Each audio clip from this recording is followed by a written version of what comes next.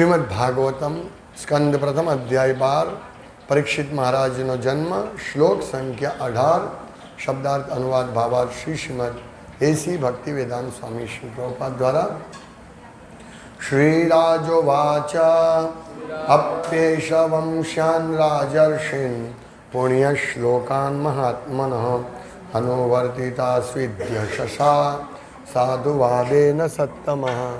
शब्दार्थ श्री राजा सर्वमंगलकारी राजा यानी महाराज युधिष्ठिर उवाच कहूँ अपि जो के एषः आ वंशान वंश कुल राज ऋषिन ऋषि समान राजाओना पुण्य श्लोकान पुण्यशाली महात्मनः सर्व महात्माओं अनुवर्तिता अनुयायी स्वीत थशे यशसा यश वड़े साधुवादेना महिमा वड़े सत्तमः हे महात्माओं। अनुवाद महाराज युधिष्ठिरे पूछ्યું हे महात्माओ आ नवजात पुत्र महान રાજવંશમાં થયેલા બીજા પુરોગામી રાજાઓને જેવો જ રાજર્ષિ તેમના જેવો ધર્મપરાયણ સુવિખ્યાત અને પોતાના કર્મોથી એટલો જ મહિમાવાન થશે।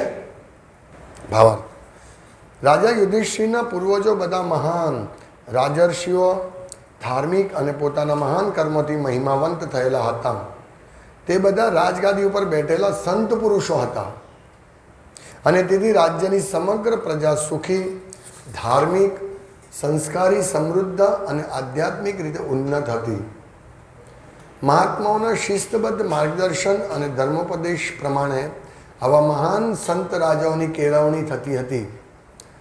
પરિણામે રાજ્ય સાધુ પુરુષોથી ભર્યું ભર્યું અને આધ્યાત્મિક જીવનની સુખી ભૂમિ સમાન હતું।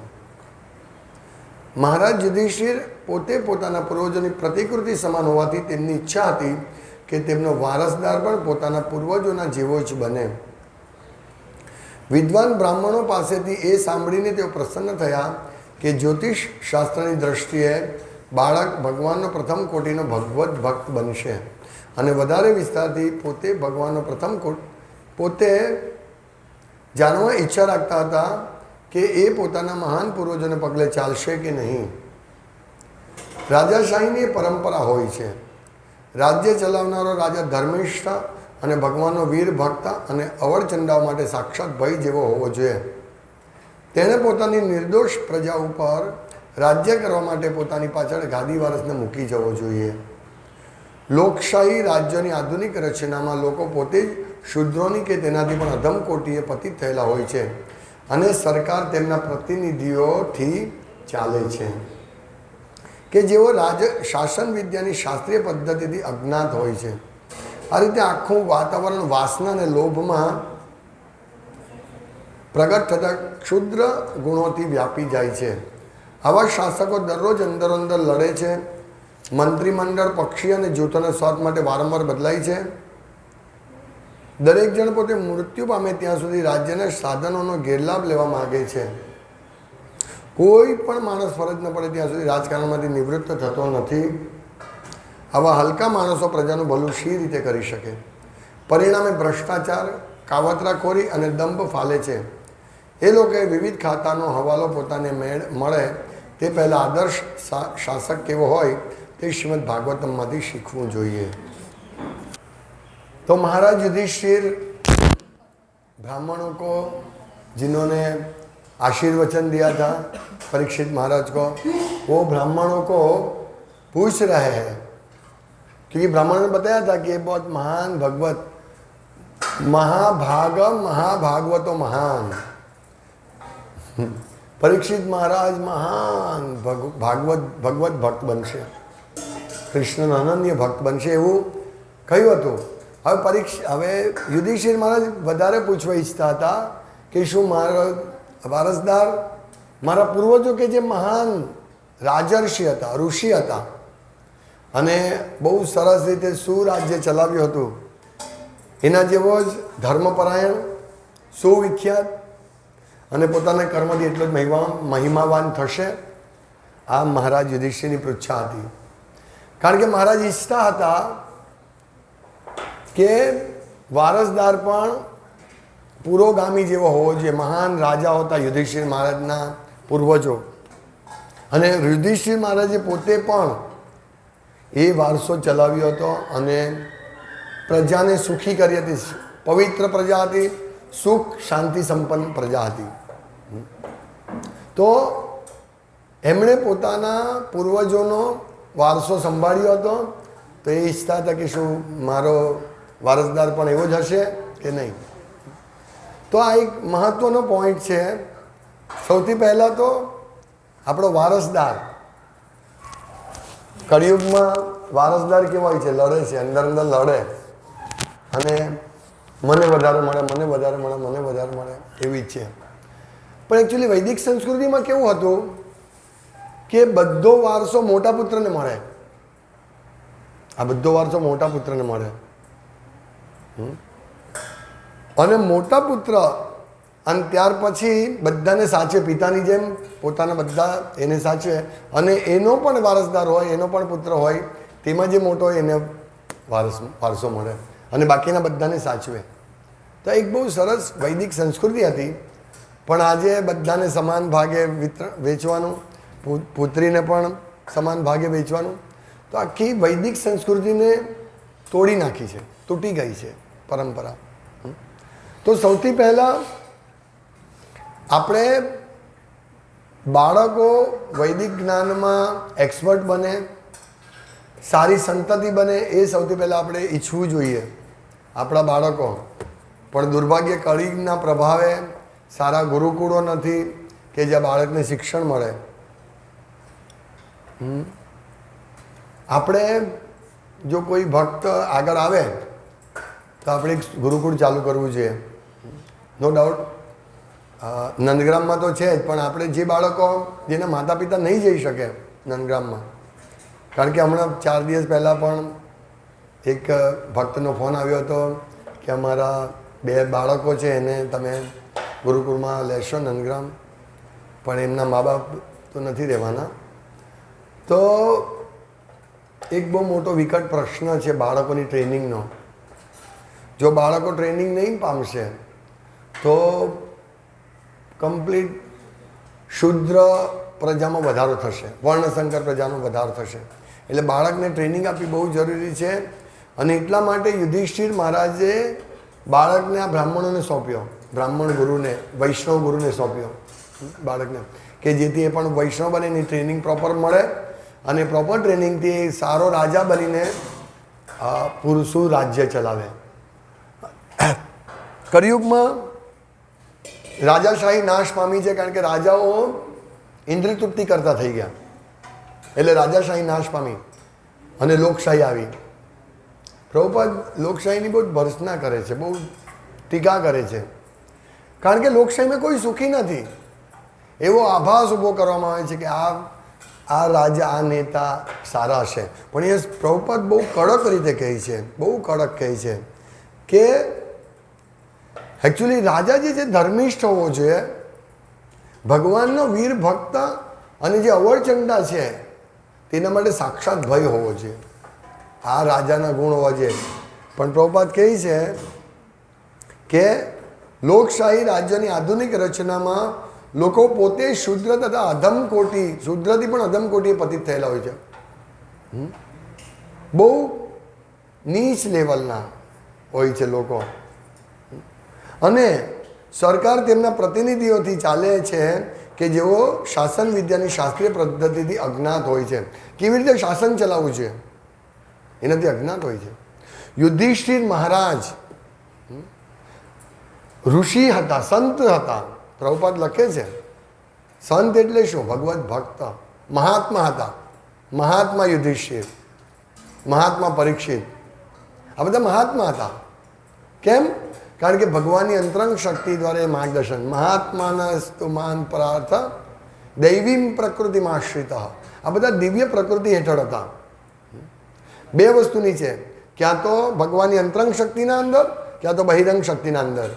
તો આ બધા રાજર્ષિઓ, રાજઋષિઓ હતા. રાજ્ય પણ ચલાવતા, ક્ષત્રિય પણ ચલાવતા હતા અને સંત પુરુષ પણ હતા. તો આવા રાજ્ય વિચારો, આપણા રાજ્ય આવા હોય તો આપણે કોઈ ઉદ્વેગ નહીં હોય. આપણા અત્યારે બધાના મન ઉદ્વિગ્ન છે, ઉદ્વિગ્ન. મનમાં શાંતિ નથી. આપણું સતત આપણું મન ચિંતા ચિંતા ચિંતા, આવું કરીએ, પેલું કરીએ, સતત આપણી યોજનાઓ કરતું હોય છે મન સુખી થવાની, પણ કદી સુખી નથી થતા. કદી સંતાપ, માનસિક સંતાપ રહી છે. આમાં લખે છે પ્રભુપાદ કે જ્યારે રાજગદી પર બેઠેલા રાજા સંત પુરુષ હોય છે, તેથી રાજ્યની સમગ્ર પ્રજા સુખી, ધાર્મિક, સંસ્કારી, સમૃદ્ધ અને આધ્યાત્મિક રીતે ઉન્નત હતી. આમાંથી આજે કશું જ નથી. કોઈ બી પ્રજામાં આવું કશું એક પણ ગુણ નથી, કારણ કે રાજા પણ એવા છે. રાજા શૂદ્રોમાંથી એક આવીને રાજા એક પ્રધાન બને છે કે જેને ખબર નથી કે રાજ્ય કેવી રીતે ચલાવવું છે. રાજાશાહી નાશ કેમ પામી? બધા રાજાઓ પોતાનું ઇન્દ્રિય તૃપ્તિમાં પડી ગયા, અય્યાશીમાં. એને કારણે રાજાશાહી નાશ પામી. અને અત્યારે એનાથી પણ ખરાબ પરિસ્થિતિ છે કે જે લોકો 4 નિયમ નથી પાડતા એ લોકો મત મેળવીને એ લોકો મત આપે છે. દારૂ પીવું, માંસાહાર કરવું, જુગાર રમવું, વ્યભિચાર કરવો, આ 4ને પ્રોત્સાહન મળે છે. અને એવી પ્રજા કોને છૂટે? એવા જ રાજાને છૂટે, એવા જ નેતાને છૂટે. એટલે નેતાઓ પાસે કોઈ જ્ઞાન નથી. તો અહીંયા પ્રજા સુખી હતી, પણ આપણે જો પ્રજા દુઃખી છે સતત, પ્રાયેણ અલ્પાયુષ્યના. આ અલ્પાયુષી પ્રજા અને સતત ચિંતામાં આપણે બધા જ ચિંતામાં છીએ કળિયુગના પ્રભાવને કારણે, યોગ્ય શાસનના અભાવે. શું થશે, શું થશે, શું થશે? રોજ પેટ્રોલના ભાવ વધે છે, રોજ શાકભાજીના ભાવ વધે છે, રોજ દરેક વસ્તુના ભાવ વધે છે. સતત ચિંતા, સતત ઉદ્વિગ્ન. એટલે વ્યક્તિ એ જ વિચારે, ભાવ વધશે, હવે મારે વધારે કામ કરવાનું, વધારે પૈસો લાવવાનો. સતત ચિંતા. અને અહીંયા લખે છે પ્રભુપાદ કે જ્યાં સુધી રાજાને કોઈ પણ નેતા રિટાયર નથી થતો, એને જબરજસ્તીથી રિટાયર થવાની ફરજ પાડે ત્યાં સુધી રિટાયર નથી થતું. એમનું જીવન જ ચાલુ થાય 60-70 વર્ષે. નેતાઓનું જીવન જ ચાલુ થાય 60-70 વર્ષે. એ વખતે તો રાજાઓ રિટાયર થતા હોય. અને યુધિષ્ઠિર મહારાજ જેવું પરીક્ષિત મહારાજને રાજ્ય સોંપીને ચાલ્યા જ જાય છે, એક દિવસની રાહ નથી જોતા. વિચારો, આવા રાજા હતા, रिटायर થતા હતા. प्रभुपाद लखे छे पहले के जमाने में राजा रिटायर होते थे, अभी तो नेता को गोली मार के उड़ा नहीं जाए तब तक वो रिटायर नहीं होते. प्रभुपाद लखे छे के कोई पण माणस फरज न पड़े ત્યાં સુધી રાજકારણમાંથી નિવૃત્ત થતો નથી. આવા હલકા માણસો પ્રજાનું ભલું શી રીતે કરી શકે? તમે વિચારો, આપણે અત્યારે કેટલી ભયંકર સ્થિતિમાં છીએ. હમણાં ચૂંટણી આવે એટલે બધા ખુશમાં, ઓ ચૂંટણી આવી, જાણે આખો બધા લોકો સુખી થઈ જશે, એવો જશ્ન મનાવશે. પણ કોઈ સુખી નથી થતું. ચૂંટણી આવી 2 દિવસ, ઓ આપણે ધારેલા તે આવી ગયા, અને પછી 4 વર્ષ અને કેટલા મહિના દુઃખી. પ્રભુપાદે 50-55 વર્ષ પહેલાં આગાહી કરી છે કે શું છે, મંત્રીમંડળ પક્ષી અને જૂથોના સ્વાદ માટે વારંવાર બદલાય છે. અત્યારે આપણે જોઈએ છીએ, રાજા નેતા રાજ્ય કરશે, મંત્રી બનશે, અને પછી કોઈ મંત્રીને પોતાની ઇન્દ્રિય તૃપ્તિ માટે થોડું તકલીફ થઈ એટલે બળવો કરશે, એટલે આખું મંત્રીમંડળ બદલાઈ જશે. પણ યોગ્યતાના આધારે ક્યાં કોઈને મંત્રી બનાવવામાં આવે છે? કોઈ યોગ્યતા આપવામાં નથી આવતી. કોઈ યોગ્યતા નથી. ક્ષત્રિયોની યોગ્યતા છે કે એણે નિર્બળ લોકોનું રક્ષણ કરું, પ્રજાનું રક્ષણ કરું છું.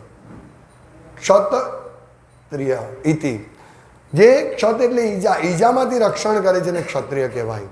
તો આવા રાજા નથી અને એને કારણે આપણું મન ઉદ્વિગ્ન રહે છે. ઉદ્વિગ્ન આપણે આજે પણ આપણે ભક્તિ કરીએ છીએ પણ મનમાં વિચાર વિચાર વિચાર ચાલ્યા કરે છે. જપ કરતી વખતે વિચાર, મારે આ પૈસા કેવી રીતે મેળવીશ, મારે આ તકલીફ છે, પેલી તકલીફ છે. પણ અહીંયા તમે જુઓ કે યુધિષ્ઠિર મહારાજ એકમાત્ર રાજા હતા અને એના હાથમાં બધી સત્તા હતી, પણ એ સંત હતા, દૈવી પ્રકૃતિના આશ્રયમાં હતા. મહાત્માનસ્તુ મામ પાર્થ દૈવી પ્રકૃતિ આશ્રય ભજંત્ય અનન્ય મનસો જ્ઞાત્વા ભૂતાદિમ અવ્યયમ. મહાત્મા કોણ છે કે જે દિવ્ય પ્રકૃતિના આશ્રય હતા અને ભજંત્ય અનન્ય મનસો, ભગવાનને અનન્ય, બીજું કોઈ નહીં, અનન્ય ભગવાનને ભજતા હતા. અનન્ય ભજંતે અનન્ય મનસો જ્ઞાત્વા મામ આદિ અવ્યયમ. મતલબ ભગવાન આદિ પુરુષ છે અને અચ્યુત છે, એનો કદી વિનાશ નહીં થશે. એ વ્યક્તિ મહાત્મા છે અને આવા મહાત્મા વિચારો જ્યારે રાજ્ય કરે ત્યારે પ્રજા કેવી હોય છે? સુખી. અત્યારે આપણે દુઃખી છે. પ્રજા ધાર્મિક હોય છે, બધા અધાર્મિક છે. કહેવાતા ધાર્મિક લોકો પણ અધાર્મિક છે. વાસ્તવમાં ધર્મ એટલે શું? શાસ્ત્રોના આદેશ અનુસાર પાલન કરવું. ધર્મ મીન્સ આપણો વ્યવસાય કરો, બ્રાહ્મણ, ક્ષત્રિય, વૈશ્ય, શૂદ્ર, આ ધાર્મિક કહેવાય. આપણે બ્રાહ્મણ તો બ્રાહ્મણનો વ્યવસાય કરો એ ધર્મ છે.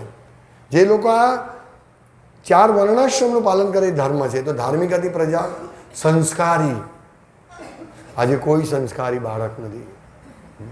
સમૃદ્ધ, કોઈની પાસે સમૃદ્ધિ નથી. બધાના ઘરમાં ક્યાં તો પ્લાસ્ટિક, ક્યાં સ્ટીલની ડીશ છે. સ્ટીલ સારું નથી, એટલે મીન્સ ચાલે, પણ સ્ટીલની ડીશ, ચાંદીની ડીશ, પિત્તળની ડીશ, કાંસાની ડીશ હોવી છે.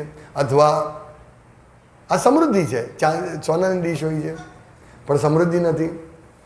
ઘરમાં ફર્નિચર, પ્લાસ્ટિકનું ફર્નિચર, આને આપણે સમૃદ્ધિ કહે છે. પણ રિયલ સમૃદ્ધિ, ધન ધાન્ય ધનવાન, જે આપણા કોઈના ઘરમાં ગાય પણ નથી ને અનાજ પણ થોડું ચાલે એટલું છે. ધન ધાન્ય ધનવાન, એ ધનવાન એટલે સમૃદ્ધિ નથી આપણી. એટલે ગામડામાં લોકો સમૃદ્ધ છે. ભંડાર હોય, જેટલું ખાવ એટલું ખાવ, ભંડાર. અને છેલ્લો આધ્યાત્મિક રીતે ઉન્નત હતા. કોઈ આધ્યાત્મિક રીતે ઉન્નત નથી. આ તો પ્રભુપાદની કૃપા છે કે આપણે આ બચી ગયા, કુશાસનથી બચી ગયા, બચી રહ્યા છીએ. નો બચી ગયા નહીં કહેવાય, પણ જ્યારે મૃત્યુ પછી, આ મૃત્યુ સમયે આપણે હરે કૃષ્ણ બોલીશું તો સમજવાનું કે આપણે બચી ગયા. હવે આપણે બચી રહ્યા છીએ. એટલે એવું નહીં વિચારવું કે ઓ અમે ભક્તિ કરીએ છીએ એટલે હવે અમે નહીં. માયા ગમે ત્યારે એટેક કરી શકે, ગમે ત્યારે એટેક કરી શકે. આપણે જોઈએ છીએ મોટા મોટા સંન્યાસીનું ઇસ્કોનમાં પ્રભુપાદના શિષ્યો હતા. હા, પ્રભુપાદે જેમને દીક્ષા માટે આપવા, એ પોતે શિષ્ય સ્વીકારી માટે, એ માટે પ્રભુપાદે કહ્યું હતું, એ બધા મોટા ભાગનાનું પતન થઈ ગયું. એટલે માયા આ પ્રતિકૂળ સમય પર પ્રતિકૂળ છે, અનુકૂળ નથી. અનુકૂળ નથી. તો આવા પ્રતિકૂળ સમયમાં આપણે ભક્તિમાં ટકી રહેવું એ બહુ મહત્વનું છે. કારણ કે નેતાઓ, અહીંયા બધું જ લખ્યું જ કે ભ્રષ્ટાચાર, કાવતરાખોરી અને દંભ ફાલે છે. એ લોકોએ વિવિધ ખાતાનો હવાલો પોતાને મળે એ માટે આદર્શ શાસક કેવો હોય તે શ્રીમદ ભાગવતમાંથી શીખવું જોઈએ. તો આપણે બધા નેતાઓને અહીંયા બોલાવીને બેસાડો છે કે ખાલી કલાક સાંભળો. ખરેખર પ્રભુપાદ ઈચ્છતા હતા.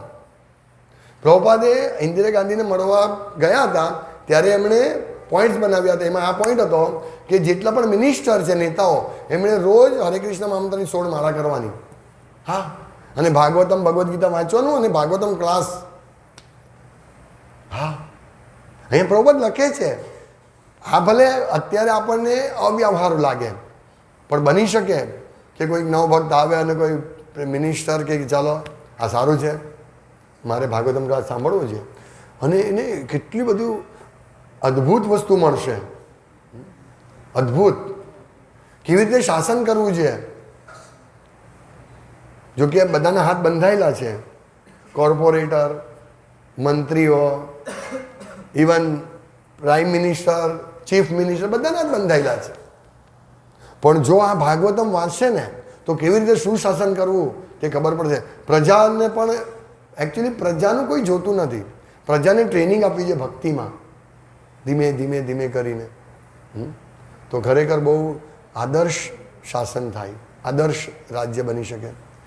મારા યુધિષ્ઠિર ઈચ્છતા હતા કે લોકોનું કલ્યાણ થાય, તો ભગવાન એટલા ખુશ થઈ જાય.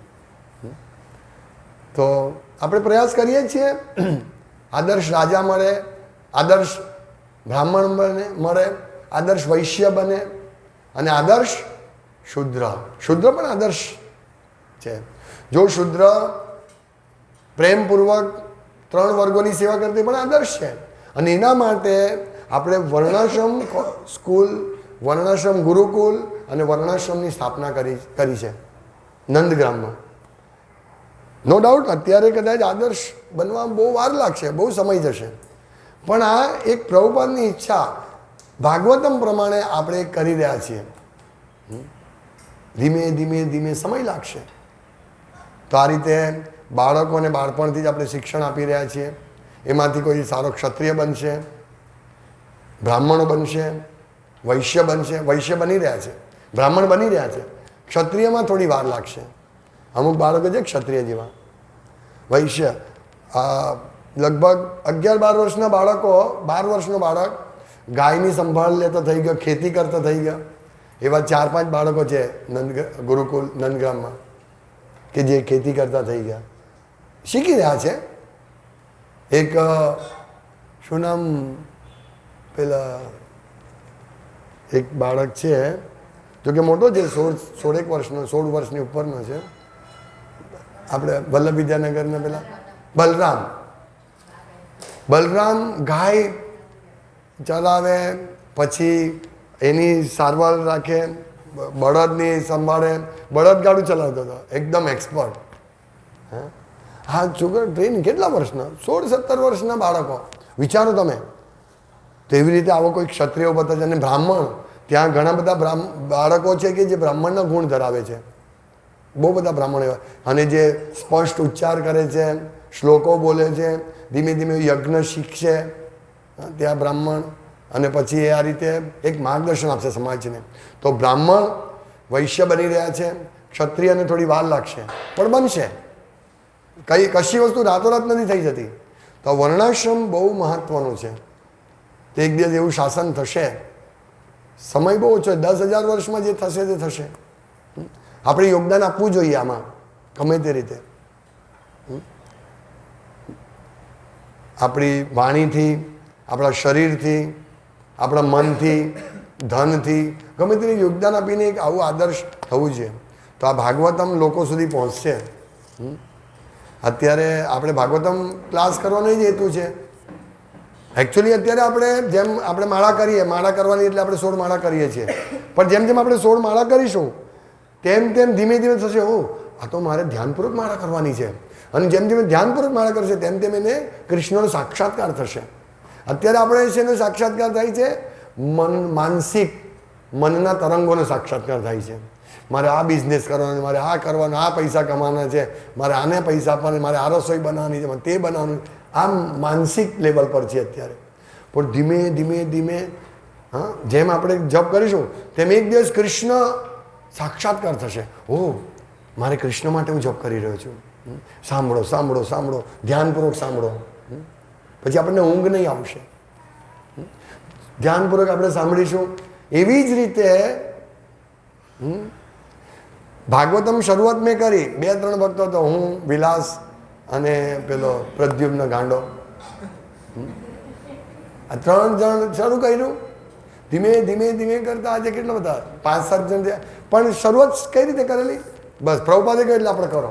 જેમ આપણે ચેન્ટિંગ કરીએ એવી રીતે, ગમે કે નહીં ગમે, ચાલુ રાખો, ચાલુ રાખો, ચાલુ રાખો, ચાલુ રાખો. તો આજે ભાગવતમમાંથી આપણને અમૃત મળી રહ્યું છે. ઘણા બધા ભક્તો લાભ લઈ રહ્યા છે. આની ઉપર પણ ઘણા લોકો જોઈ રહ્યા છે. તો એક વિધિ, આપણે વિધિ ભક્તિ કરી રહ્યા છીએ. ભાગવત માર્ગનું પાલન કર્યા. આપણે ભાગવતમ સાંભળી રહ્યા છીએ, હું બોલી રહ્યો છું, અથવા બીજા કોઈ વક્તા આવશે તે બોલશે, સાંભળશે. તો આ પ્રભુપાદની ઈચ્છા હતી. તો એક દિવસ એવો આવશે કે જેમ સુખદેવ ગોસ્વામી અને પરીક્ષિત મહારાજ શ્રવણ કીર્તન કરતા હતા, તેવું આપણે અહીંયા શ્રવણ કીર્તન થશે. બધા જ ભક્તો બોલો બોલો બોલો, 9 વાગ્યા 10, 11, 12 બોલો, બોલતા રહો. રિયલી આ દિવસ આવી શકશે. હા, કારણ કે આપણે કોઈ ભાગવતમ માટે એવું એ નથી કે હું ભાગવતમ કહી રહ્યો છું એટલે મને ધન મળશે, અને તમે ભાગવતમ સાંભળી રહ્યા છો એટલે તમારા ઘરે ધન મળશે. નહીં નહીં નહીં નહીં, નિસ્વાર્થ ભાવે.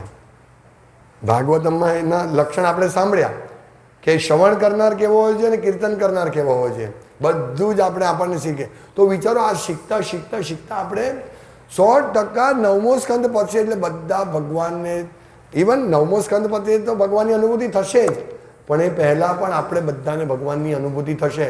ભગવાનના રક્ષણમાં, ભગવાન આપણું પોષણ કરશે, એમાં રક્ષિષ્યતે વિશ્વાસો ભોક્તૃત્વે વર્ણમ તથા, બધું આપણને મળશે, બધું મળશે.